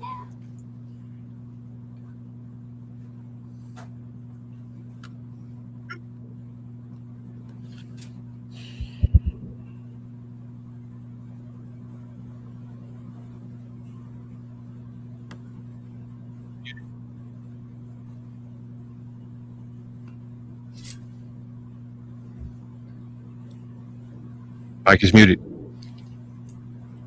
Thank you very much for that. I guess I can start from the very top. I'm Jesse Jackson Jr. Welcome forward to the Jesse Jackson Jr. Show on KBLA Talk 1580. Dr. Ted Williams has been our very special guest, educator, actor, and author, teaches political science at the City Colleges of Chicago. He is also the creator of the musical theater production 1619, The Journey of a People, previous candidate for the Chicago City Council, and currently serves on the Illinois Reparations Commission. Just before the break, we were talking about this production, 1619, The Journey of a People, and my producer had a screen up, and I want to put it back up before I go to the hub in the lab, so that you can see the QR code, because if you take your cell phone and you put it against the QR code on your laptop or in any other device and you see the program, you're able to go directly to the musical, you're able to go directly to Eventbrite and to the tickets to support Dr. Williams's work. For group tickets, please call 312-602-9642, 312-602-9642. And now I'd like to go and have a brief conversation with Dr. Williams about From Promise to Policy, a roadmap for reparative justice. Share with us the panel and the discussion that you plan on having in the not too distant future. Thank you for this. I am so honored that I get to serve on one of 3 state-level reparative justice commissions in the country. California, New York, and Illinois are the only 3 states that have, at the state level, put the resources aside to deal with this question of reparative justice, reparations for African Americans. Now, you and I both know that reparations was a policy that was a Civil War era policy. General Sherman's Field Order 15 promised 400,000 acres of land from Florida through South Carolina for the nearly 4 million African Americans who had just been freed following the Emancipation Proclamation, the end of the Civil War. Well, as you all know, that land, as it began to be doled out, that program, Field Order 15, lasted about 6 months. And in reality, the southern states and the former Confederates began to roll back everything. 1865 to 1877, Reconstruction era, we had a moment in time where we were going to be an equal society potentially. We had the possibility of being a multi-ethnic, multi-racial democracy that worked for everyone. We had a moment, it closed with the compromise of 1877, Tilden and Hayes, and what they ultimately did. Samuel Tilden said to Rutherford B. Hayes, who's running for president, I will give you the presidency if you give me the South. And all of that rolled back overnight. And so here we are in 2026, still trying to figure out how we deal with the wealth gap where white Americans own 10 times what African Americans do. 10 times the wealth is what they have, 10 times in this country. We also have an inequality across the board. The top 1% of people in this country own more than the bottom 50%. Well, I don't know about you, but I'm tired of sitting around trying to figure out how I can pull myself up by my bootstraps a little bit more. And I'm tired of doing that and telling people who look like me, you just need to work harder. You just need to figure it out when every... I just say, you know what? And you got me. You got me because didn't I tell you at first I wasn't going to be... You said you were tired. I said, no, we're not going to be tired. Now you got me tired after this conversation. But I blame you for that. I was hopeful at first and now I got tired too. So...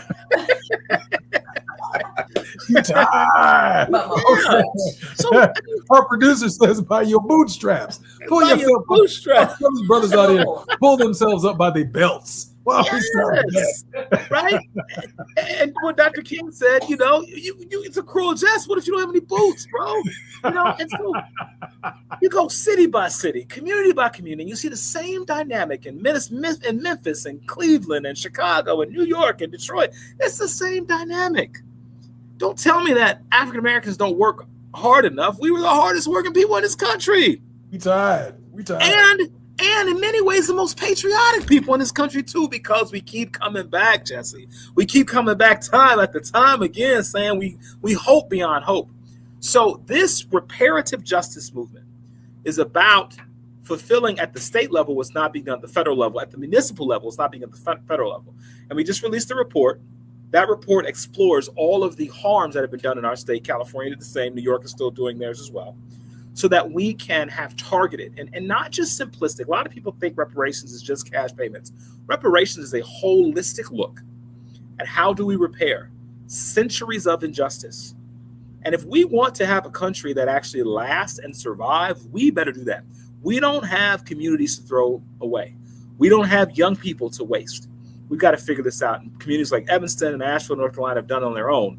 What we're doing at the state level, hopefully we'll morph into the national level and we'll get our justice. I know we only have 2 minutes before we come forward, and I normally close on a word of hope, but I came up with this thought earlier today, and I can actually document this in history. In my book, A More Perfect Union, I deal with this. Lincoln concluded ultimately, Dr. Williams, that in order to save the Union that he loved, he had to free the Negro. I have concluded, most recently, but I believed it, quite frankly, from a long time, but I've concluded that in order to save the Negroes that I love, we have to save this country. We're not going anywhere. We're not going anywhere. This land is my land. These are my rights. We helped build it. We deserve it. We demand the respect from it. We are committed to it. We have died for it. And we have bled for it. Absolutely. Reverend Williams, take us on out of here with that right there. You got a minute. My brother, that you could drop the mic right there. I mean, you really can. I could not agree with you more. You know, I'm not going anywhere. And my family ain't going nowhere. And we shouldn't have to go anywhere. Right. And because of that, we are invested in this country. And if this country was smart, it would be invested in us as well. Can you imagine if we took the idea of the Marshall Plan? We're spending almost $1 billion a day in Iran right now. What if we put $1 billion into the hood today and said to those kids, you're our kids. We're not going to let you languish in despair and inequality. We're going to invest. We're going to do like the Chinese do, who have over 1 billion people there, and see we don't have Chinese communities to waste. We are going to retool because we recognize that our labor source and our population is our power. That would be a different way to reimagine what it means to be an American. And I think if we do that, this is the word of hope, that if we invest in at least these, like the NFL, by the way, the NFL, when you are a poor team, you get the first draft pick the next year. That's equity. That's inclusion. That's equality. That's what we have to do with our public policy so that America can not be great again, but be great once and for all people. I'm Jesse Jackson Jr., our very special guest in this hour who's been lighting it up, Dr. Ted Williams, an amazing actor, an amazing thinker, an amazing educator, and an amazing author. More on KBLA Talk 1580 when we come forward. I'll see you guys tomorrow. KBLA 1580 Santa Monica. I'm Bree Wood.